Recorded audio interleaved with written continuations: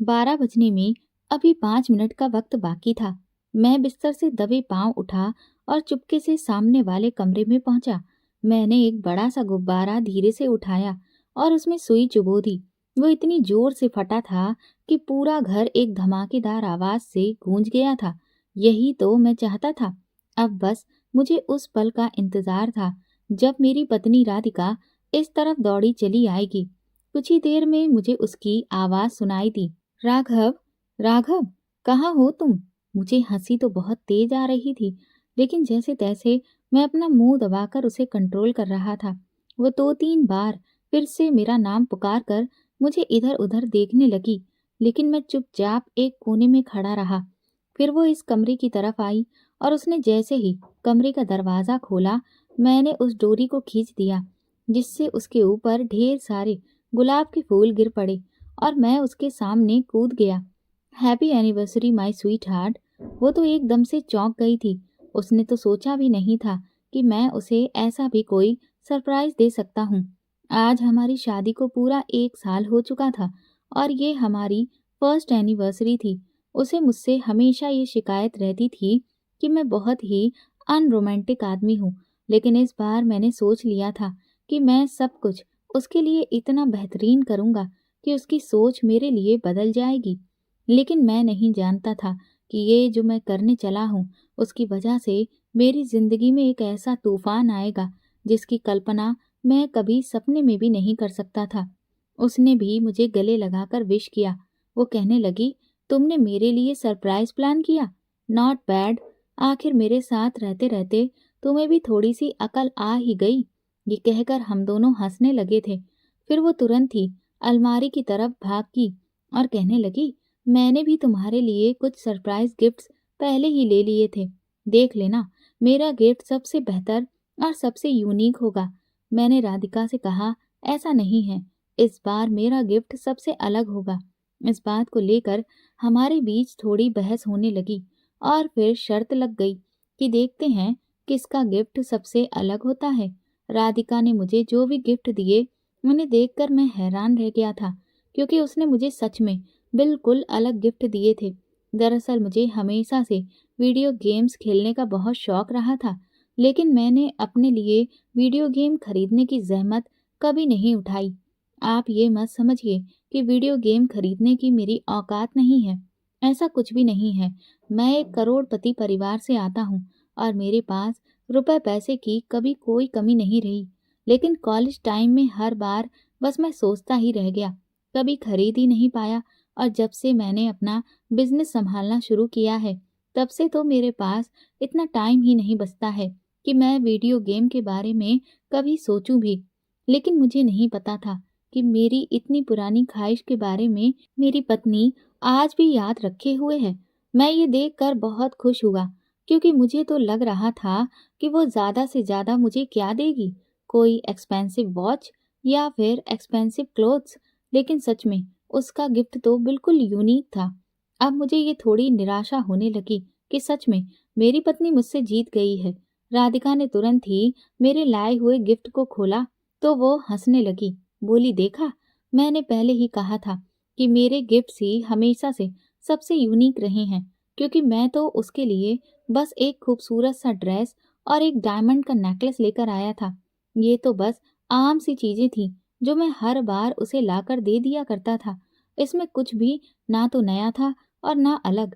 उसने मुझे प्यार से गले लगाकर थैंक यू कहा और बोली, कोई बात नहीं राघव, नेक्स्ट टाइम अच्छे से तैयारी करना। सच कहूँ तो मुझे उस वक्त बहुत बुरा लगा। मैं सोचने लगा कि मेरे दिमाग में ऐसे आइडियाज क्यों नहीं आते हैं। मेरी भी इच्छा होती है कि मैं अपनी पत्नी को कुछ अलग दूं, कुछ ऐसा जिसे देखकर वो बिल्कुल उछल ही पड़े, जिसके बारे में उसने कभी सोचा भी ना हो कि उसका पति भी उसे कभी ऐसा कोई गिफ्ट दे सकता है। न जाने क्या सोचकर मैंने उस वक्त राधिका से कहा कि अभी तो सिर्फ ये तुम्हारा पहला गिफ्ट है। कुछ दिनों में मैं तुम्हें सबसे यूनिक गिफ्ट देने वाला हूँ। बस उसमें थोड़ा सा टाइम लग रहा है, इसीलिए पहले मैं ये ले आया। राधिका कहने लगी, अच्छा, ऐसा क्या, तुम यूनिक गिफ्ट लेकर आने वाले हो? मैंने कहा, अरे अरे, इतनी जल्दी क्या है, इंतजार करो। उसे तो मैंने ये कहकर उस वक्त चुप करा दिया, लेकिन अब मैं खुद सोच रहा था कि मैं राधिका के लिए क्या यूनिक गिफ्ट लूं। मुझे कुछ समझ में नहीं आ रहा था। अगले दिन जब मैं ऑफिस में बैठा था तो मेरा काम में बिल्कुल भी मन ही नहीं लग रहा था। बार बार यही ख्याल आ रहा था कि मुझे क्या करना चाहिए जिसे देखकर राधिका भी हैरान रह जाए। उसी वक्त मेरी कंपनी का मैनेजर कुछ फाइल्स पर साइन कराने के लिए मेरे पास आया। वो मेरा दोस्त भी था। उसने मुझे परेशान देखा तो पूछने लगा कि मैं इतना परेशान क्यों हूँ। मैंने उसे सब बता दिया तो वो हंसने लगा, कहने लगा तुम भी ना कौन से कंपटीशन में कूद गए हो। अरे लड़कियों का दिमाग बहुत तेज होता है, ऐसे आइडियाज सिर्फ वही निकाल सकती हैं। उसकी इस बात पर मैंने उसे घूर कर देखा और कहा, तुम्हारे कहने का मतलब क्या है कि हम लड़कों के पास क्या दिमाग नहीं है? वो कहने लगा, ऐसा नहीं है, लेकिन इन सब चीजों में लड़कियों का दिमाग ज्यादा चलता है। मैंने कहा, भाई लेकिन अब शर्त लगा चुका हूँ और अब तेरे दोस्त की इज्जत का सवाल है। कुछ तो सोच यार, जो सबसे अलग हो। अब मेरे साथ साथ वो भी परेशान होकर कुर्सी पर वहीं बैठ गया। हम दोनों काफी देर तक सोचते रहे। फिर वो मुझसे कहने लगा, अच्छा ये बता, भाभी ने तुझे जो गिफ्ट दिया वो तेरी पसंद के अकॉर्डिंग था। तुझे गेम खेलने का शौक है। भाभी को क्या क्या पसंद है, उन्हें किन किन चीजों का शौक है? मैंने कहा कि वैसे तो उसे मेकअप, शॉपिंग, इन सब चीजों का शौक है, लेकिन हाँ, उसे अपनी फोटोज खिंचवाने का बहुत शौक है, उनको कलेक्ट करके कोलाज बनाने का। मेरा दोस्त अभय बोला, फिर तो बढ़िया है, तू ऐसा कर, उनकी काफी सारी खूबसूरत तस्वीरों का एक कोलाज बनाकर उन्हें दे दे। मैंने कहा, लेकिन उसे सबसे ज्यादा अपनी रैंडम फोटोज पसंद आती हैं, लेकिन मैं उसकी रैंडम फोटोज कैसे लूं? उसके लिए तो मुझे हर वक्त उसके आसपास रहना पड़ेगा। मेरे पास इतना समय नहीं है, इतना बड़ा कारोबार है, 100 तरह के काम होते हैं। इस बात पर हम दोनों एक बार फिर से परेशान होकर बैठ गए। फिर अभय बोला, मेरे पास एक आइडिया है। मैंने एक ऐप के बारे में सुना है। वो ऐप अगर हम अपने फोन में डाउनलोड कर लेते हैं और फोन के कैमरा को एक्सेस दे देते हैं तो वो हमारी रैंडम फोटोज अपने आप ही क्लिक करता रहता है और फिर बाद में हम उस ऐप में जाकर उन सभी रैंडम फोटोज में से जो हमें पसंद आए उन्हें रख सकते हैं और बाकी को डिलीट कर सकते हैं। इससे आसानी ये है कि हमें खुद से फोटो खींचने की जरूरत ही नहीं पड़ती। उसकी ये बात सुनकर तो मैं खुशी से उछल पड़ा। मैंने कहा, अरे वाह यार, ये तो कमाल का ऐप है। क्या सच में ऐसा हो सकता है? वो बोला, सुना तो मैंने यही है। तू अगर चाहे तो भाभी के फोन में उसे डाउनलोड कर दे, फिर तुझे खुद ही पता चल जाएगा और उसका एक्सेस तू अपने लैपटॉप और फोन में कर ले। तो जो भी फोटोज क्लिक होंगी वो अपने आप तेरे पास सेव होती रहेंगी। तू उनमें से सिलेक्ट करके कुछ तस्वीरें कोलाज बनाकर रेडी करवा लेना। इससे तुझे भाभी के फोन की जरूरत भी नहीं पड़ेगी। मुझे उसका आइडिया बहुत बेहतरीन लगा। शाम को घर पहुंचकर जैसे ही मैंने देखा कि राधिका किचन में बिजी है, मैंने चुपके से उसका फोन उठाया और उसमें उस ऐप को डाउनलोड कर दिया और उसे हाइड भी कर दिया ताकि राधिका को पता न चल सके कि मैं उसके फोन में ऐसा कोई ऐप डाउनलोड किया है और उसका एक्सेस अपने लैपटॉप और मोबाइल में कर लिया। मैं बहुत खुश था कि इस बार तो मैं इस शर्त को जीत कर ही रहूंगा। लेकिन मुझे नहीं पता था कि मेरी ये खुशी बहुत जल्द ही एक भयानक घटना में बदलने वाली थी। नेक्स्ट डे जब मैं ऑफिस में पहुंचा तो मैं तुरंत ही अपना लैपटॉप ऑन कर दिया। राधिका ज्यादातर अपना फोन अपने पास ही रखती थी। वो मुझे स्क्रीन पर साफ नजर आ रही थी। इस वक्त वो किचन में खड़े होकर खाना बना रही थी। मैं उसे देखकर मन ही मन बड़ा खुश हो रहा था और खुद को शाबाशी दे रहा था कि मैं तो बहुत ही होशियार निकला। क्या कमाल का ऐप है, कहीं भी बैठे बैठे मैं अपनी पत्नी को निहार सकता हूँ। वो ऐप अपना काम कर रहा था, राधिका की रैंडम फोटोज को क्लिक करता जा रहा था। मुझे इस सब में बहुत मजा आने लगा। कुछ देर तक तो मेरी पत्नी किचन में काम करती रही, लेकिन फिर तभी दरवाजे पर घंटी बजी। वो अपना फोन पकड़ के दरवाजा खोलने गई। मैं सोचने लगा कि भला इस वक्त कौन आया होगा। काम वाली बाई तो इस टाइम तक वापस चली जाती है। तभी मुझे सामने एक शख्स खड़ा नजर आया, लेकिन उसके मुझे सिर्फ पैर दिख रहे थे। उसने ब्लू कलर की जीन्स पहन रखी थी। वो कौन था मुझे समझ नहीं आ रहा था। राधिका ने उसे अंदर बिठाया। इसके बाद वो दोनों कुछ बातें करते रहे, लेकिन मुझे उनकी बातें सुनाई नहीं दे रही थी, क्योंकि इस ऐप में मैंने माइक्रोफोन को एक्सेस नहीं दिया था। वो आदमी लगातार सिगरेट पर सिगरेट पी रहा था। मुझे मेरी पत्नी का चेहरा तो दिख रहा था, लेकिन उस आदमी का सिर्फ एक हाथ दिख रहा था। मुझे तो समझ ही नहीं आ रहा था कि भला ये आदमी कौन है। मेरी पत्नी बहुत हंस हंस कर उससे बातें कर रही थी, और कुछ ही देर के बाद मैंने सामने जो नज़ारा देखा, उसे देखकर मेरे होश उड़ चुके थे। अचानक ही मेरी पत्नी उस आदमी के हद से ज्यादा करीब आ चुकी थी, इतनी करीब जिसे मैं बर्दाश्त भी नहीं कर सकता था।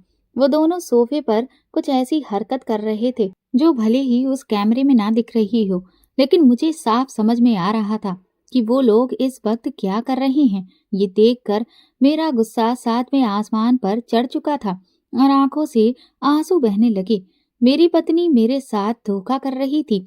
ये सब देखकर मैं अपने 3 साल पहले के उस दिन को याद करने लगा। मैं हमेशा से ही काफी लापरवाह किस्म का रहा हूँ, क्योंकि मुझ पर रोक टोक लगाने वाला या मुझे सही और गलत की सीख देने वाला कोई था ही नहीं। मेरी माँ का देहांत तो मेरे पैदा होने के कुछ समय के बाद ही हो गया था, इसीलिए मैं अपने पिता की इकलौती औलाद था। मेरे पिता मुंबई शहर के एक बहुत बड़े बिजनेसमैन रहे थे।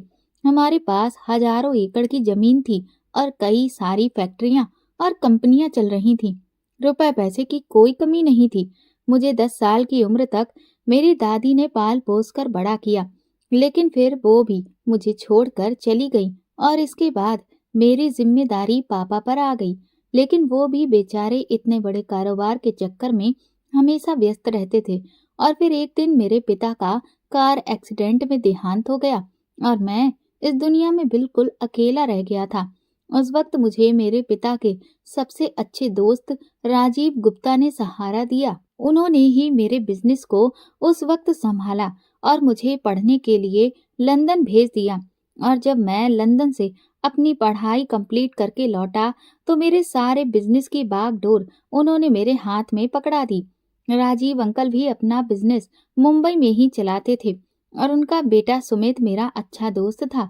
अभय से मेरी दोस्ती स्कूल टाइम की थी। जब मैं लंदन चला गया, तब कुछ सालों के लिए मैं उससे दूर हो गया था, लेकिन जब मैं वापस लौट कर आया, तो मैंने लौटते ही अभय से कांटेक्ट किया।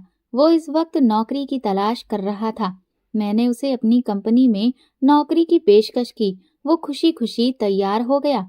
एक दिन मैं अपनी मस्ती में डूबा हुआ गाड़ी में तेज म्यूजिक चलाकर ऑफिस से रात को वापस लौट रहा था कि तभी अचानक मैंने एक लड़की को अपनी गाड़ी से टक्कर मार दी। ये देखकर मैं बहुत बुरी तरह से हड़बड़ा गया। हालांकि गलती मेरी थी, लेकिन फिर भी मैंने उस लड़की की गलती निकालने की सोची। लेकिन उस लड़की ने तो मुझे 2 मिनट में झाड़ कर रख दिया था। मेरा तो मुंह ही बंद हो गया था।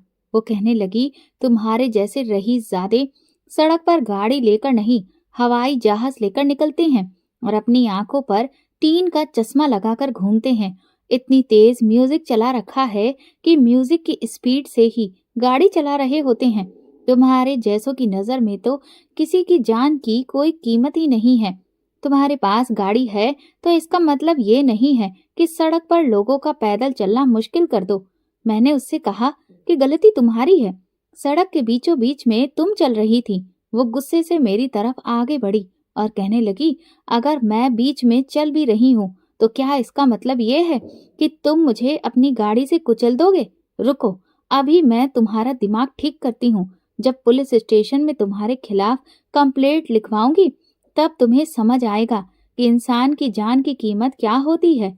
पुलिस का नाम सुनकर मुझे डर तो नहीं लगा, क्योंकि मैं जानता था कि जैसे ही उन्हें मेरा नाम पता चलेगा, वो लोग तुरंत ही मुझे छोड़ देंगे। लेकिन इतना सब करने में मेरा समय बहुत बर्बाद हो जाता और मैं बिना बात पुलिस स्टेशन के चक्कर काटने वालों में से नहीं था। इसीलिए मैंने उसे शांत रहने को कहा और उसे कुछ पैसे ऑफर किए, लेकिन उसने तो वो पैसे मेरे ही मुंह पर वापस मार दिए। कहने लगी, मुझे तुमने समझ क्या रखा है?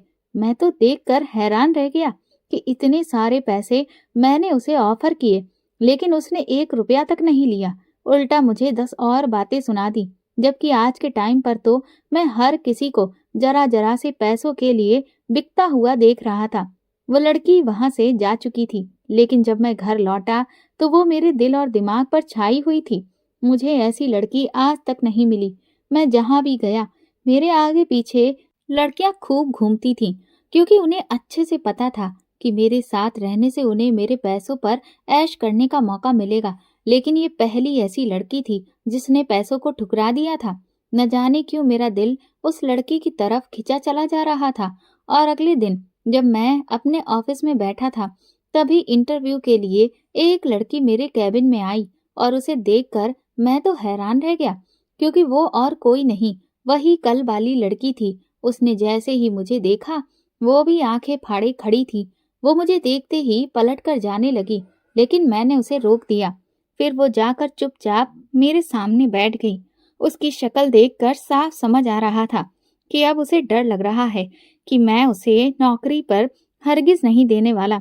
मैंने उससे नाम पूछा तो उसने अपना नाम मुझे राधिका बताया। इंटरव्यू तक समझ आ चुका था कि वो बहुत काबिल लड़की है। मैंने उसे तुरंत ही अपनी कंपनी में अपॉइंट कर लिया। वो हैरान थी कि मैंने ऐसा क्यों किया। पूरे 2 साल तक मैं उस लड़की के काम को ऑब्जर्व करता रहा। वो बहुत ही रिजर्व लड़की थी, मेरे ऑफिस में काम करने वाली बाकी लड़कियों से बिल्कुल डिफरेंट। बाकी की लड़कियां मेरे आसपास घूमने का बहाना ढूंढती रहती थीं, लेकिन सिर्फ एक राधिका थी जो मुझे भाव तक नहीं देती थी। मुझे अपनी लाइफ पार्टनर के तौर पर राधिका से बेहतर लड़की और कोई नहीं लगी, और इसीलिए एक दिन सही मौका देखकर मैंने राधिका को प्रपोज कर दिया था। उस वक्त वो हैरान रह गई, लेकिन उसने मुझे इनकार कर दिया। मैंने उससे वजह पूछी तो वो कहने लगी कि उसके और मेरे स्टेटस में जमीन आसमान का अंतर है। और फिर उसने मुझे बताया कि वो इस दुनिया में बिल्कुल अकेली है, क्योंकि वो अनाथ है। उसे सिर्फ इतना पता है कि उसके पिता का नाम विजय खन्ना है, जो उसे अनाथालय में सिर्फ इसलिए छोड़ गए थे क्योंकि वो एक लड़की है। मैंने राधिका से कहा कि मुझे इस बात से कोई फर्क नहीं पड़ता कि तुम्हारा बैकग्राउंड क्या है। ये सुनकर वो हैरान रह गई, और फिर उसने मेरे प्यार को एक्सेप्ट कर लिया, और फिर हम दोनों ने धूमधाम से शादी भी कर ली। मैंने राधिका को राजीव अंकल से भी मिलवाया। उन्हें भी राधिका बहुत अच्छी लड़की लगी। वो कहने लगे कि तुमने राधिका जैसी लड़की को अपना जीवन साथी चुनकर जिंदगी का सबसे सही फैसला लिया है। पूरा 1 साल राधिका के साथ हंसी खुशी कब बीता कुछ पता नहीं चला, लेकिन आज ये मैं जो राधिका का रूप देख रहा हूँ, मुझे तो यकीन नहीं आ रहा है कि ये मेरी वही पत्नी है। शाम को जब मैं घर लौटा तो मुझे बहुत गुस्सा आ रहा था। राधिका तो मेरे साथ बिल्कुल नॉर्मल बिहेव कर रही थी, लेकिन मेरा मूड ऑफ था। वो मुझसे पूछने लगी कि क्या बात है। मेरा दिल तो किया कि मैं उसे सब कुछ सच सच बता दूं, लेकिन उससे कुछ भी कह पाने की हिम्मत मैं नहीं जुटा पा रहा था। अगले दिन जब मैं ऑफिस पहुंचा तो फिर से लैपटॉप ऑन करके बैठ गया। मेरा अब काम में बिल्कुल भी दिल नहीं लग रहा था। अगले दिन तो मेरी हैरत की इंतहा ही नहीं रही थी, क्योंकि अगले दिन एक नहीं 2 आदमी घर पर आए थे, और राधिका उन दोनों के साथ ही वो सब कर रही थी जिस पर सिर्फ मेरा अधिकार था। मैं इस वक्त खून के आंसू रो रहा था। मुझे समझ में नहीं आ रहा था कि भला वो मेरे साथ ऐसा क्यों कर रही है। मैं अपनी इस परेशानी से तो जूझ ही रहा था कि उसी वक्त फोन की घंटी बजी। फोन उठाया तो ठेकेदार बलदेव का फोन था। वो मुझसे कहने लगा कि अगर मैं अपनी भलाई चाहता हूँ तो ठाड़े वाली जमीन पर माल बनाने का काम रुकवा दूं। ये बलदेव एक बहुत बड़ा ठेकेदार था और गुंडा भी। इसका भाई यहाँ का एमएलए है, और इसीलिए ये हर महंगी जमीन पर अपना कब्जा कर लेता है। इसने अब तक न जाने कितने बड़े बिजनेसमैन से रंगदारी के पैसे भी वसूल चुके हैं। ये मुझे भी पिछले 5 महीने से 15 करोड़ रुपए मांग रहा था, लेकिन मैं ऐसे किसी भी गुंडे से डरने वालों में से नहीं था, और इसीलिए अब ये मेरी ठाड़े की जमीन को हथियाना चाहता है। वो मुझसे कहने लगा कि अगर मुझे अपनी जान प्यारी है तो मैं चुपचाप उसकी बात मान लूं। उस वक्त मेरा दिमाग वैसे ही खराब था।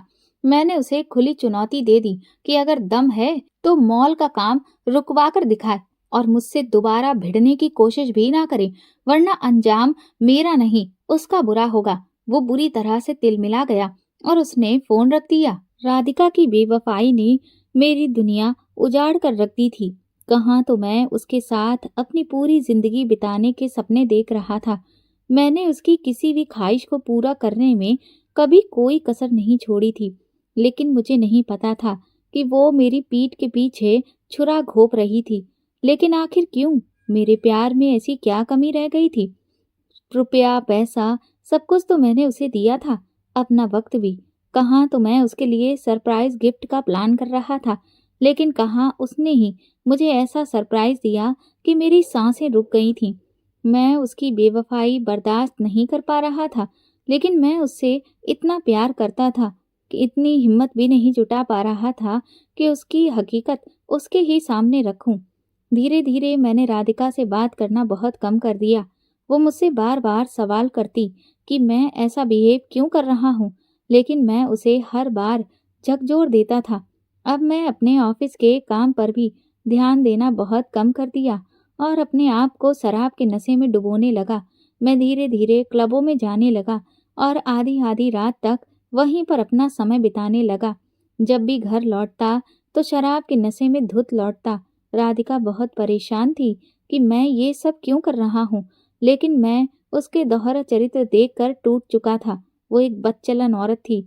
इधर मेरी ऐसी हरकतें देखकर अभय भी हैरान था।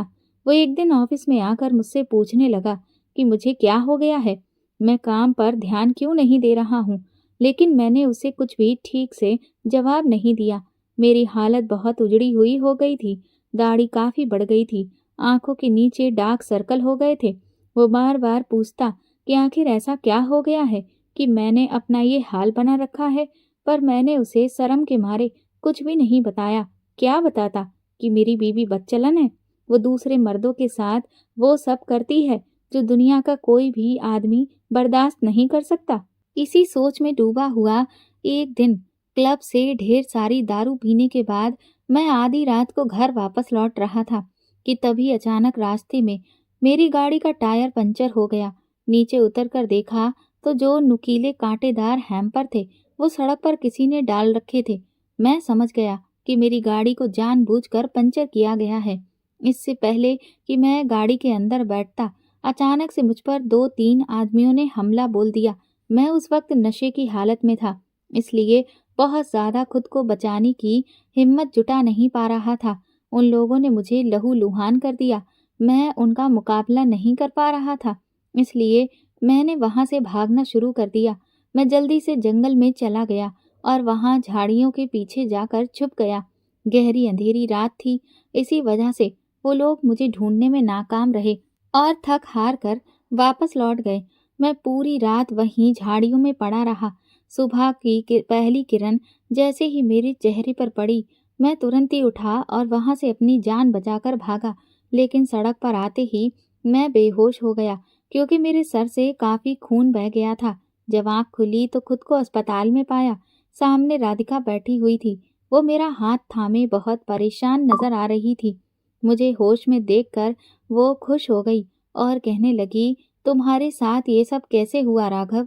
मैंने एक झटके से उसके हाथ से अपना हाथ छुड़ा लिया। कितनी नाटकबाज औरत है, ऐसे फिक्र जता रही है जैसे इसे तो मेरी जान न जाने कितनी परवाह है। मेरे ऐसा करने पर वो मुझे हैरानगी से देखने लगी। तभी अभय वहां पर आ गया। वो कहने लगा, तुम्हारे साथ ये सब किसने किया राघव? इंस्पेक्टर साहब आए हैं, तुम उन्हें सब कुछ बता दो। रात में जो भी घटना हुई थी वो सारी मैंने लफ्ज दर लफ्ज इंस्पेक्टर को बता दी। इंस्पेक्टर ने मुझसे पूछा कि क्या मुझे किसी पर शक है। मेरा दिल तो किया कि मैं राधिका का नाम ले लूं, क्योंकि मुझे पूरा यकीन था कि हो न हो शायद इसके ही किसी यार ने मुझ पर हमला किया होगा, ताकि मैं इन लोगों के रास्ते से हट जाऊं और फिर ये आराम से अपनी इश्कबाजी जारी रखे। लेकिन इससे पहले कि मैं कुछ भी बोलता, अभय बीच में बोल पड़ा। वो कहने लगा, जी सर, मुझे शक है बलदेव सिंह पर। इंस्पेक्टर की आंखें सिकुड़ गईं। वो कहने लगा, आप एमएलए राजवीर सिंह के छोटे भाई बलदेव सिंह की बात कर रहे हैं? अभय ने कहा, जी सर, वह आदमी पिछले कई महीनों से मेरे बॉस को धमकी दे रहा था और उनसे रंगदारी की रकम मांग रहा था। और जब मेरे बॉस राघव ने उसकी डिमांड पूरी करने से इनकार कर दिया, तो उसने उनकी जमीनों पर कब्जा करने के इरादे से इन्हें धमकाना शुरू कर दिया था। बलदेव का नाम सुनकर इंस्पेक्टर ने गहरी सांस ली, क्योंकि अब वो इस असमंजस में था कि अब वो क्या करे।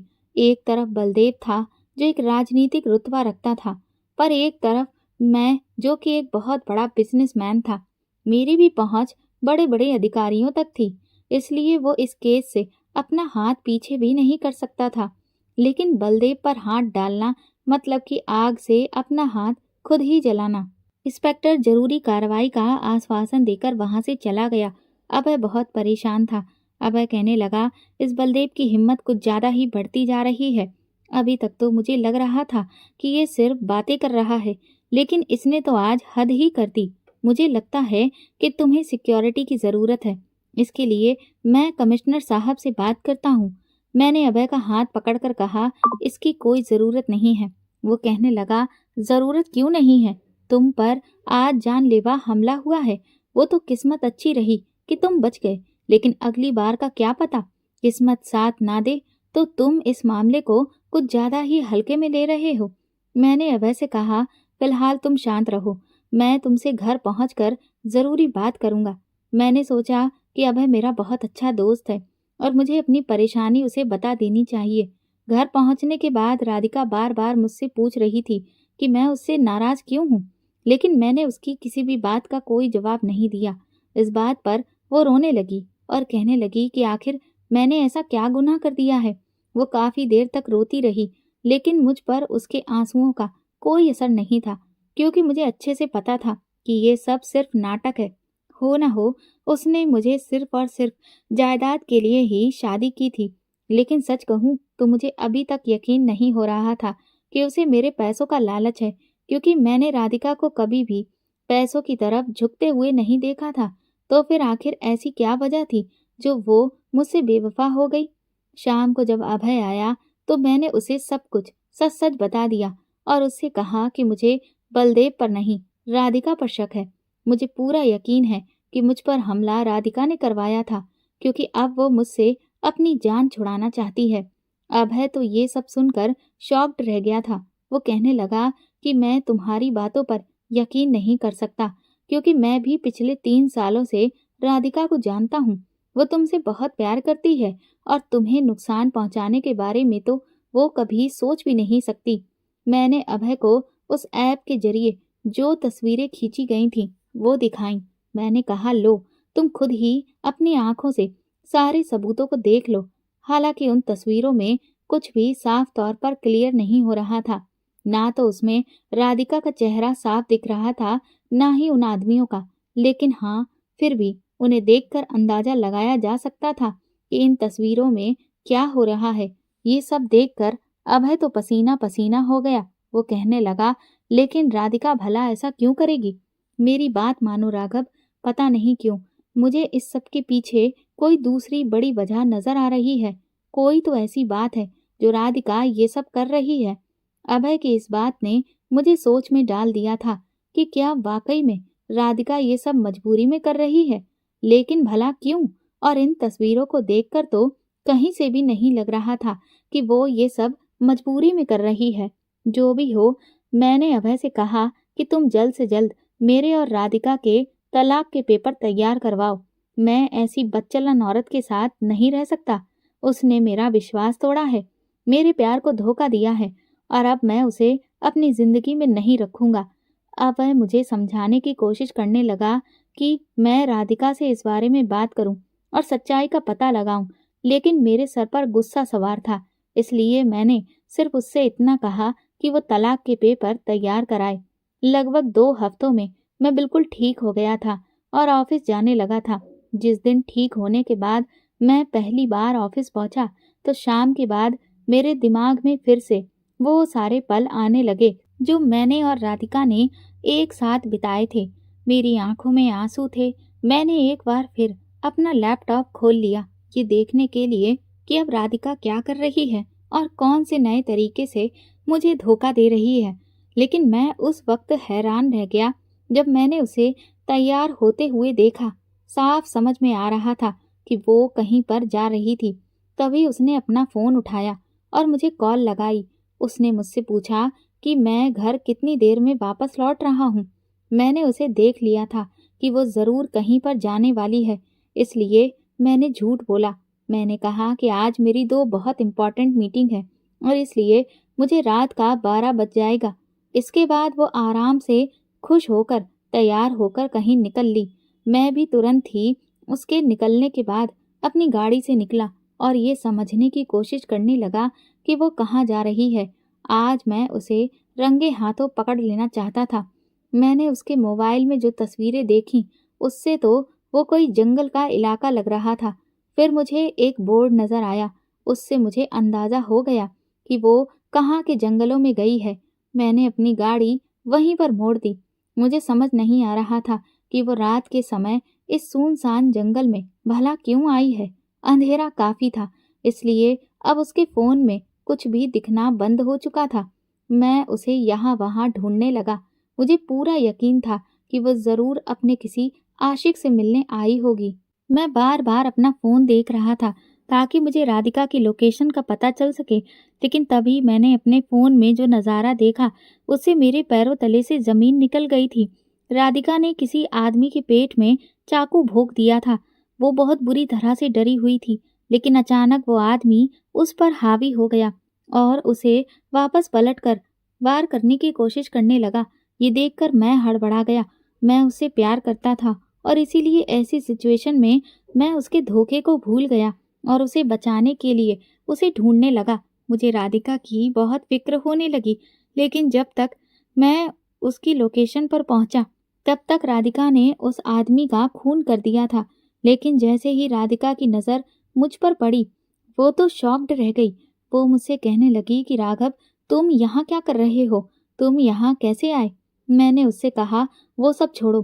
पहले तुम मुझे ये बताओ कि ये आदमी कौन है और तुमने इसका खून क्यों किया? मेरा इतना कहना था कि राधिका मेरे गले लगकर फूट-फूट कर रोने लगी। कहने लगी, राघव, मुझे माफ़ कर दो। मैं तुम्हारी मुजरिम हूँ, क्योंकि मैंने तुम्हारे प्यार का भी खून किया है। मैंने तुम्हें धोखा दिया, तुम्हारे साथ बेवफ़ाई की। मैं तुम्हारे अलावा किसी और के साथ भी रिश्ते बना रही थी। वो अपना हर एक गुनाह कबूल कर रही थी। मैं ये देखकर दंग था कि आज वो मुझे सारी सच्चाई क्यों बता रही थी। मैं उसका सच पहले से ही जानता था, लेकिन मैंने उसे ये नहीं बताया कि मुझे सब कुछ पहले से पता है। मैंने ऐसे ही दिखाया कि जैसे मैं आज पहली बार ये सब कुछ सुन रहा हूँ। मैंने उससे पूछा कि लेकिन तुमने ऐसा क्यों किया? तो वो रोकर कहने लगी, तुम्हारी जान बचाने के खातिर। मैं हैरान सा उसे देख रहा था कि भला मेरी जान बचाने की खातिर उसने मेरे साथ बेवफ़ाई क्यों की? फिर वो कहने लगी कि दरअसल ये आदमी जिसे मैंने अभी मारा है, या कोई नहीं, बल्कि ये बलदेव सिंह है। ये सुनकर तो मेरे होश ही उड़ गए थे। वो बोली कि ये आदमी तुम्हें धमकियाँ दे रहा था, लेकिन तुमने कभी भी मुझे इस बारे में नहीं बताया था। लेकिन एक दिन जब तुम अपने बाथरूम में थे, तो उस वक़्त तुम्हारा फ़ोन बजा और मैंने उठा लिया। इस आदमी ने मेरी आवाज़ सुनने से पहले ही तुम्हें जान से मारने की धमकी देना शुरू कर दिया था। ये सुनकर मैं बहुत बुरी तरह से डर गई थी। मैं हाथ जोड़कर इसके सामने गिड़गिड़ाने लगी कि वो मेरे पति को कुछ भी ना करे, जिस पर वो ज़ोर-ज़ोर से हँसने लगा। उसने मुझे बताया कि वो एक बहुत ताकतवर आदमी है। उसका भाई एमएलए है। उसकी पहुँच बहुत बड़े-बड़े अधिकारियों तक है।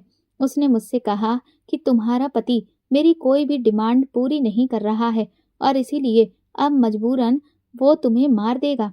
ये सुनकर मेरे पैरों तले से ज़मीन निकल गई थी। मैंने उससे कहा कि तुम्हें जो भी चाहिए मैं तुम्हें देने को तैयार हूँ, लेकिन तुम बस मेरे पति को कुछ भी नहीं करोगे। और फिर उसने मेरे सामने ऐसी शर्त रखी जिसे सुनकर मैं शर्मसार हो गई। उसने मुझसे कहा कि मुझे उसके साथ वो सब करना होगा जिसके लिए मैं पूरी ज़िंदगी अपनी नज़रों में गिर जाऊँगी। तुम्हारी जान बचाने की खातिर मैंने उसकी शर्त को मान लिया और इसीलिए मैं उसकी हर एक इच्छा पूरी करती रही। वो अपने साथ अपने आदमियों को भी लाने लगा था, लेकिन फिर मैंने देखा कि मैंने उसकी शर्त मानी थी, इसके बावजूद भी वो तुम्हें धमकियाँ दे रहा था। अब मुझे समझ नहीं आ रहा था कि मैं कैसे तुम्हारी जान इस दरिंदे से बचाऊँ। इसके लिए मुझे सिर्फ एक ही रास्ता सूझा, इसकी जान ले लेने का। लेकिन उसके लिए ज़रूरी था कि ये मुझसे अकेले में आकर मिले। पर भला ये मुझे अकेले में आकर क्यों मिलता? इसलिए मैंने जानबूझकर इसे ये दिखाया कि अब मैं इसको पसंद करने लगी हूँ और इसके साथ प्यार का नाटक करना शुरू किया। और जब इसे मुझ पर धीरे-धीरे विश्वास होने लगा, तो मैं इसके साथ बाहर मुलाकात करने का सिलसिला शुरू किया और आज मौका पाते ही मैंने इसे यहाँ इस जंगल में, इस खंडहर में अकेले मिलने बुलाया और इसकी जान ले ली। इतना कहते ही राधिका एक बार फिर से मेरे गले लगकर फूट-फूट कर रोने लगी। मैं भी बहुत शर्मिंदा था। मैंने अपनी राधिका पर शक किया था, जबकि वो तो मेरी जान बचाने की खातिर कितनी बड़ी कुर्बानी दे रही थी और मैं सोच रहा था कि वो मुझे धोखा दे रही है। मुझे अब खुद पर ही गुस्सा आने लगा, लेकिन अब सबसे ज़्यादा ज़रूरी ये था कि कैसे भी करके मुझे अपनी राधिका की जान बचानी थी। इसीलिए मैंने वो चाकू राधिका के हाथ से छीन लिया और उस पर अपनी उँगलियों के निशान डाल दिए। मैंने राधिका को अपनी कसम दी कि तुम कभी किसी से ये नहीं कहोगी कि ये खून तुमने किया है। लेकिन राधिका मेरी बात मान ही नहीं रही थी। फिर मैंने जैसे-तैसे उसे वहाँ से भगा दिया। सुबह तक सब तरफ ये खबर फैल गई थी कि एमएलए राजवीर के छोटे भाई बलदेव सिंह की हत्या हो चुकी है। पुलिस को सबूत मिल चुका था और पुलिस मुझे गिरफ्तार करके ले गई थी। मुझे पता था कि अब मुझे बचा पाना किसी के भी बस की बात नहीं है, क्योंकि सारे सबूत पुलिस के हाथ में थे। केस स्टार्ट हो गया था और अदालत में सुनवाई पर सुनवाई हो रही थी। राजवीर भी बहुत पहुंच वाला आदमी था। उसने मुझसे कहा कि वो मुझे फांसी के तख्ते पर पहुंचाकर ही रहेगा, क्योंकि मैंने उसके भाई को मारा है। अभय मुझे जेल में मिलने आया। वो कहने लगा कि ये सब क्या हो गया और मैंने बलदेव का खून क्यों कर दिया। मैंने मजबूरन उसे झूठ बोला कि बलदेव ने मुझ पर हमला किया था और अपनी जान बचाने के लिए मुझे उसे मारना पड़ा। इधर राधिका का रो रो कर बुरा हाल था। राजीव अंकल भी मुझे जेल में मिलने आए। वो कहने लगे कि ये तुमने क्या कर दिया बेटा? अगर ऐसी कोई भी बात थी तो तुम्हें एक बार तो मुझे फ़ोन करके बताना चाहिए था। मैंने अंकल से कहा कि मैं आपको परेशान नहीं करना चाहता था। अंकल कहने लगे, तुम लेकिन फ़िक्र मत करना, मैं अपनी पूरी ताकत लगा दूँगा तुम्हें बचाने के लिए। अंकल और राधिका ने मिलकर मेरे लिए शहर का सबसे अच्छा वकील किया, लेकिन सारे सबूत मेरे खिलाफ थे, इसलिए वो लोग कुछ न कर सके और मुझे जेल भेज दिया गया। अब बस मेरे केस की आखिरी सुनवाई बची थी, जिसमें मेरे साथ-साथ सबको पता था कि मुझे फांसी की सज़ा सुनाई जाएगी। मुझे इस बात का बहुत दुख था कि मैं अपनी राधिका के साथ बस इतनी ही ज़िंदगी जी पाया था, लेकिन इस बात की खुशी भी थी कि मैं अपने प्यार को बचा पाया था। सुनवाई के एक दिन पहले राजीव अंकल मुझसे मिलने के लिए आए। वो बहुत रो रहे थे और कह रहे थे कि मैं हमेशा तुम्हें अपने बेटे की तरह मानता रहा और आज मैं अपने बेटे को मौत के मुंह से बचा नहीं पा रहा हूँ। मरने के बाद मैं तुम्हारे पिता को ऊपर जाकर क्या मुंह दिखाऊंगा? तुम्हारे पिता ने अस्पताल में आखिरी सांस लेते हुए मुझे ही तुम्हारी पूरी जिम्मेदारी दी थी, लेकिन मैं अपनी जिम्मेदारी अच्छे से नहीं निभा पाया। हो सके तो मुझे माफ कर देना बेटा। मैंने राजीव अंकल के हाथों को पकड़ लिया और कहा कि आप ऐसा मत कहिए अंकल, आपने तो मेरे लिए बहुत कुछ किया है और बाकी जो भी कुछ हुआ वो मेरी अपनी किस्मत है। मैंने राजीव अंकल से कहा कि आप जल्द से जल्द पावर ऑफ अटॉर्नी के पेपर तैयार करवा दीजिए। कल मुझे पता है कि कोर्ट में मुझे फांसी की सजा दे दी जाएगी और इसीलिए मरने से पहले मैं सारी प्रॉपर्टी राधिका के नाम कर देना चाहता हूँ, ताकि मेरे बाद उसे कभी भी किसी चीज की कोई कमी ना हो। राजीव अंकल कहने लगे, राघव बेटा ऐसी बातें मत करो, मेरा दिल बैठा जा रहा है। मैंने अंकल से कहा कि अब आपको अपना दिल मजबूत करना होगा, क्योंकि हकीकत यही है, सब जानते हैं कि मुझे अब फांसी हो जाएगी और आप मुझसे वादा करिए कि आप राधिका का ख्याल बिल्कुल वैसे ही रखेंगे जैसे आपने हमेशा मेरा रखा है। Rajiv uncle power of attorney के पेपर बनवाने के लिए निकल गए थे। उनके जाने के बाद राधिका वहां आई। वो बहुत रो रही थी। मैंने उसे जैसे तैसे चुप करवा कर हिम्मत दी और कहा कि तुम्हें मेरे लिए खुश रहना होगा। राधिका बार बार कह रही थी कि मैं सबको सब कुछ सच सच बता देती हूँ, लेकिन मैंने उससे कहा कि मैंने तुम्हें अपनी कसम दी है और वो तुम तोड़ नहीं सकती हो। बेचारी राधिका का हाल बहुत बुरा था। मिलने का टाइम जब खत्म हुआ तो राधिका वहां से जाने लगी। मैं उसे जाते हुए एक टक देख रहा था। मैंने उसे जी भर के अपनी आंखों में भर लेना चाहता था कि तभी अचानक से एक बूढ़ा आदमी मेरे पास आया और कहने लगा, तुम राघव हो ना? मैं हैरान हो गया कि भला ये कौन है और ये मेरा नाम कैसे जानता है। फिर मुझे ऐसा लगा कि जैसे मैंने उस आदमी की शक्ल कहीं देखी हुई है। इससे पहले कि मैं कुछ भी कहता, वो आदमी मुझसे बोला, वो जो लड़की अभी यहाँ से गई है, वो राधिका गुप्ता है ना? मैंने कहा, नहीं बाबा, वो मेरी पत्नी राधिका खन्ना है, गुप्ता नहीं। वो बाबा बोले कि हो ही नहीं सकता। जब मैंने तुम्हारी शक्ल देखते ही तुम्हें सही पहचाना है, तो उसे भला मैं कैसे गलत पहचान सकता हूँ? वो लड़की राधिका खन्ना नहीं, राधिका गुप्ता है, राजीव गुप्ता की बेटी। उनके मुंह से ये बात सुनकर तो मैं हैरान रह गया। मैंने उनसे कहा कि अच्छा, आप पहले मुझे ये बताइए कि आप कौन हैं? वो बाबा कहने लगे, राघव बेटा, तुमने मुझे नहीं पहचाना? अरे मैं नंदू काका हूँ। उनका नाम सुनते ही मुझे याद आ गया। मैंने कहा, नंदू काका आप यहाँ और इतने सालों के बाद? वो कहने लगे, हाँ बेटा, जब तक तुम्हारे पिता जिंदा रहे मैं तुम्हारी और तुम्हारे पिता की खूब सेवा करता रहा। मैं उनका सबसे वफादार नौकर था। लेकिन उनके मरने के बाद तुम्हारे पापा के दोस्त राजीव ने सबसे पहले मुझे ही नौकरी से निकाला, क्योंकि वो बहुत अच्छे से जानता था कि जब तक मैं तुम्हारे साथ हूँ वो तुम्हें अपने मकसद के लिए इस्तेमाल नहीं कर सकता है। मैंने उनसे कहा कि भला आप ये क्या कह रहे हैं? वो मुझे अपने किस मकसद के लिए इस्तेमाल करना चाहते थे और क्यों? और आपको राजीव अंकल ने निकाला, लेकिन मुझे तो राजीव अंकल ने बताया था कि आपके बेटे की नौकरी लग गई है और इसलिए अब आप यहाँ काम नहीं करना चाहते, इसीलिए आप अपने गांव चले गए थे। नंदू काका बोले, नहीं बेटा, उस आदमी ने तुमसे झूठ बोला। उसने मुझ पर चोरी का झूठा इल्जाम लगाकर मुझे नौकरी से निकाल दिया था। मैं वहां पर तुम्हें अकेले छोड़कर हरगिज नहीं जाना चाहता था, लेकिन उसने मुझे धमकी दी कि अगर मैं वहां से नहीं गया तो फिर वो पुलिस को बुला लेगा। पुलिस का नाम सुनकर मैं बहुत डर गया था। मैं एक गरीब आदमी था, जैसे तैसे अपना और अपने परिवार का पेट पाल रहा था। पुलिस स्टेशन के चक्कर मैं नहीं काट सकता था और इसीलिए मजबूरन मैंने वो नौकरी छोड़ दी। लेकिन उससे पहले मुझे राजीव गुप्ता की हकीकत पता चल गई थी। उसकी नज़र तुम्हारी जायदाद पर थी। वो तुम्हारी पूरी प्रॉपर्टी अपने कब्जे में करना चाहता था, जिसका मौका उसे मेरे जाने के बाद आराम से मिल गया था, क्योंकि तुम्हारे पिता भी इस दुनिया में नहीं रहे थे और इसमें भी उस राजीव गुप्ता का ही हाथ था। तुम्हारे पिता का एक्सीडेंट भी उसने ही करवाया था। उसने कार के ब्रेक फेल कर दिए थे। तुम्हारे पिता अपने दोस्त पर अंधा विश्वास करते थे।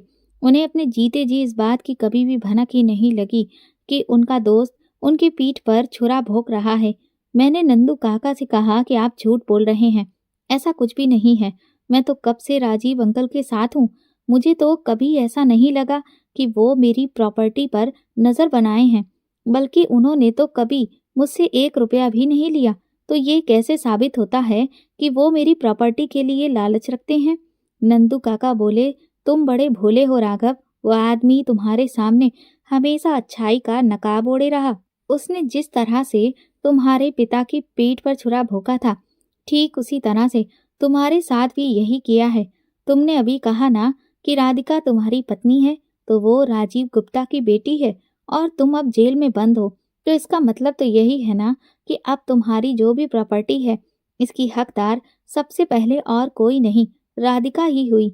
बैठे बिठाए राधिका को तुम्हारी सारी जायदाद की मालकिन बनने का मौका मिल गया है। मुझे नहीं पता कि तुम यहाँ पर किस जुर्म में आए हो, लेकिन बेटा मैं सच कहता हूँ, मेरी बात का यकीन मानो। मैंने राधिका को बचपन में देखा था, क्योंकि मैं कभी कभार तुम्हारे पिताजी के कहने पर राजीव के बंगले पर जाता था और मैंने वहीं पर राधिका को देखा था। लेकिन हाँ, राजीव कभी भी अपनी बेटी को तुम्हारे घर लेकर नहीं आया था। उसने राधिका को पढ़ने के लिए अमेरिका भेज दिया था और इसीलिए यहाँ बहुत ही कम लोगों को पता है कि राजीव गुप्ता की एक बेटी भी है।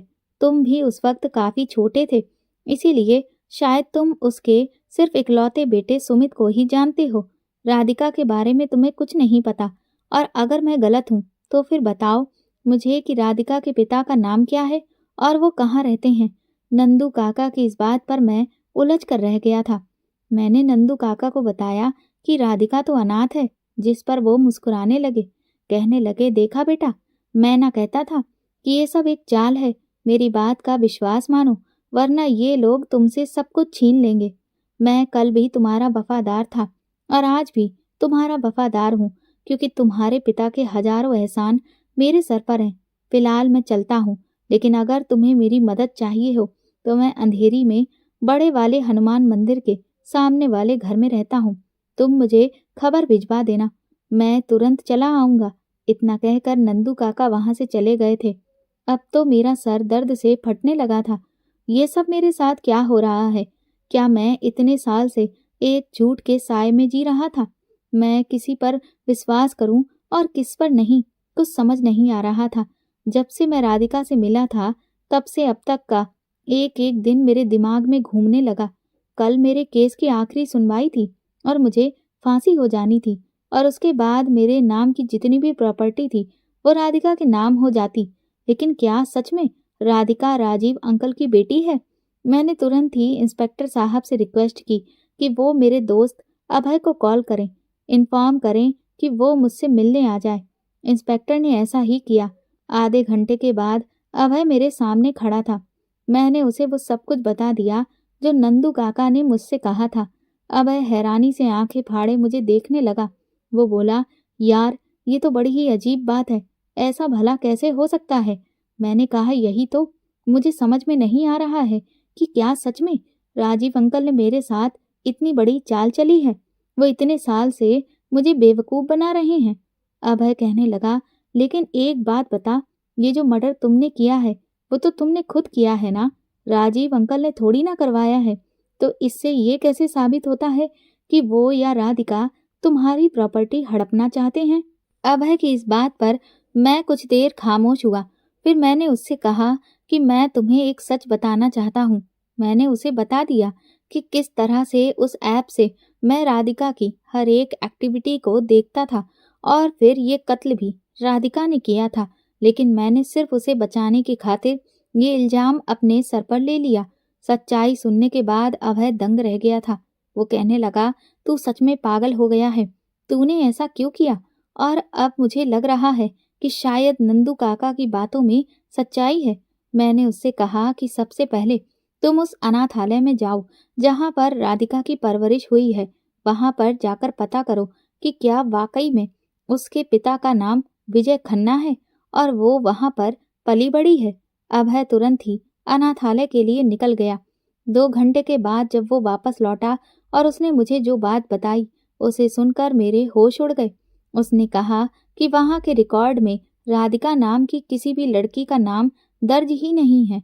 इसका मतलब ये है कि राधिका ने तुमसे झूठ बोला। वो ऐसे किसी भी अनाथालय में पली बड़ी नहीं है। मैं अपना सर पकड़कर बैठ गया था। अभय कहने लगा, देख राघव, इस वक्त राधिका की और राजीव की सच्चाई पता करने से सबसे ज्यादा जरूरी है तुझे बचाना। कल इस केस की आखिरी सुनवाई है, और अगर कल तुझे सजा हो गई तो सब कुछ खत्म हो जाएगा।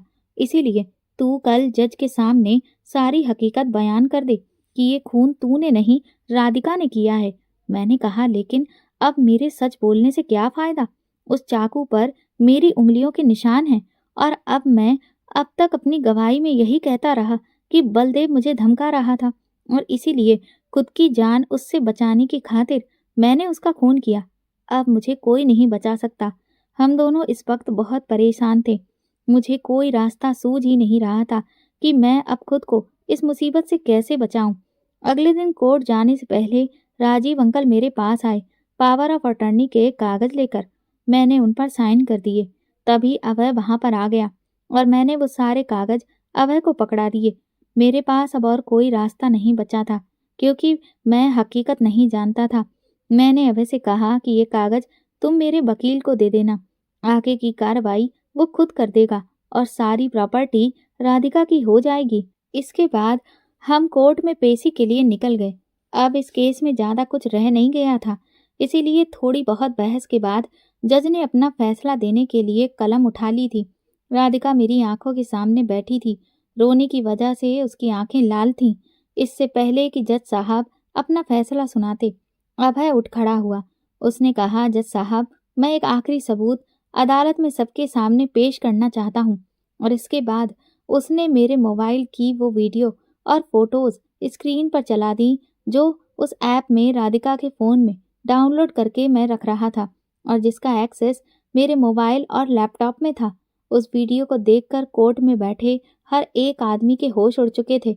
राधिका तो गुस्से से तिलमिलाने लगी और कहने लगी कि ये झूठ है, ये किसी ने फेक वीडियो बनाकर डाल दिया है, ये मैं नहीं हूँ। मैं चुपचाप कटघरे में खड़ा राधिका को देख रहा था। राजीव अंकल भी गला फाड़ फाड़ कर चिल्लाने लगे, जज साहब, ये झूठ है। और फिर वही हुआ जो मैं चाहता था। बौखलाहट में राजीव अंकल के मुंह से ये निकल गया कि मेरी बेटी बेगुनाह है, उसने किसी का कत्ल नहीं किया है। अब सारी हकीकत न सिर्फ जज के सामने बल्कि मेरे सामने भी आ चुकी थी। कोर्ट ने तुरंत ही राधिका को गिरफ्तार करने का फैसला सुनाया और उसे उम्र कैद की सजा दे दी और मुझे बाइज्जत बरी कर दिया गया। राजीव अंकल मेरे पास आए और गुस्से में मेरा कॉलर पकड़कर मुझे झंझोड़ने लगे कि तूने मेरी बेटी को सजा दिलाकर अच्छा नहीं किया। मैं तुझे और तेरे इस दोस्त को छोड़ूंगा नहीं। राधिका को जब पुलिस जेल ले जा रही थी तो वो बुरी तरह से रोने लगी। वो लोग इस सब में ये भूल चुके थे कि वो लोग मेरे सामने अब तक अनजान होने का नाटक करते थे। मैंने राजीव अंकल का हाथ अपने गले से हटाकर कहा, तो आज आखिर सच्चाई आपने खुद ही एक्सेप्ट कर ली कि ये लड़की अनाथ नहीं बल्कि आपकी सगी बेटी है। ये सुनते ही उनके होश उड़ गए थे। उनकी जुबान लड़खड़ाने लगी। वो कहने लगे, नहीं बेटा, तुम गलत समझ रहे हो। मैं तो बस राधिका को अपनी बेटी जैसी समझता था, इसीलिए कह रहा था। मैंने राधिका से कहा कि तुम्हें क्या लगता है कि मुझे तुम्हारी सच्चाई पता नहीं है। मुझे पता चल गया है कि तुम इसी आदमी की बेटी हो और तुम दोनों बाप बेटी की नज़र मेरी प्रॉपर्टी पर थी और इसीलिए तुमने मुझे इस खून के इल्जाम में फंसाने की कोशिश की। मैं तुम्हारे प्यार में इतना अंधा था कि तुम्हें बचाने की खातिर खुद की जान दांव पर लगा दी। तुम और तुम्हारा बाप इतने गिरे हुए निकले कि पैसों के लालच में इतने सालों तक इतना बड़ा खेल मेरे साथ खेलते रहे। राजीव अंकल गुस्से में मुझसे कहने लगे, हाँ, खेला है मैंने तेरे साथ खेल। तेरी इस प्रॉपर्टी के चक्कर में मैं इतने साल अपनी बेटी से दूर रहा। दुनिया के सामने कभी भी उसे अपनी बेटी एक्सेप्ट नहीं किया। उसे एक अनाथ की तरह तेरे सामने भेजा ताकि तू उसके प्यार में गिर जाए और उससे शादी कर ले।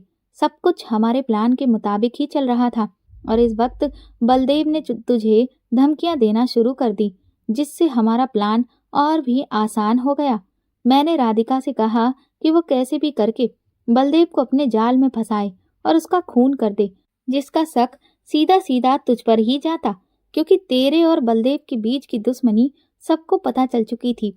लेकिन तूने तो हमारा काम और भी ज्यादा आसान कर दिया। तू खुद ही उस जगह पर पहुंच गया जहां राधिका ने बलदेव को मारा और खुद से आगे बढ़कर उस खून का इल्जाम अपने सर ले लिया। लेकिन आज ये सब क्या हो गया और कैसे? मैंने कहा, क्यों? सर चकरा रहा है ना? समझ नहीं आ रहा है कि बना बनाया सारा प्लान आखिरी मोमेंट पर आकर कैसे बर्बाद हो गया। फिर मैं उन दोनों बाप बेटी को बताया कि किस तरह से मैंने एक ऐप राधिका के फ़ोन में डाउनलोड किया था और फिर कैसे उसी ऐप के जरिए मैंने आज ये सबूत सबके सामने रखे और नंदू काका ने मुझे उनकी सच्चाई कैसे बताई थी। ये सब सुनकर वो दोनों दंग रह गए थे। मैंने राजीव से कहा कि अभी तो तुम्हारी बेटी को उसके किए की सज़ा मिली है, तुम्हें तुम्हारे किए की सज़ा मिलना अभी बाकी है, क्योंकि मुझे पता चल चुका है कि तुमने ही मेरे पिता की हत्या करवाई थी। अब बस तुम सिर्फ उस दिन का इंतज़ार करो जब तुम भी जेल की दीवारों के बीच में कैद होगे। राजीव बोला, लेकिन अब क्या फ़ायदा? अब तो तू कंगाल हो चुका है। तू भूल रहा है कि तूने अपनी सारी प्रॉपर्टी राधिका के नाम पर कर दी है। मैंने मुस्कुराकर कहा, ये तुम्हारी गलत फहमी है मिस्टर राजीव गुप्ता। वो पावर ऑफ अटर्नी के कागज जाली थे। मैंने भी एक छोटा सा नाटक तुम्हारे सामने किया था। तुम दोनों बाप बेटी को तो मैं अपनी प्रॉपर्टी में से 1 रुपया भी ना लेने दूं।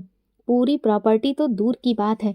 राधिका रोती रह गई, लेकिन पुलिस उसे लेकर जा चुकी थी। राजीव वहीं अपना सर पीट कर बैठ गया। मैं अभय के साथ वापस घर लौट आया। सच कहूं तो राधिका को उसके किए की सजा दिलाने के बाद भी मुझे सुकून महसूस नहीं हो रहा था।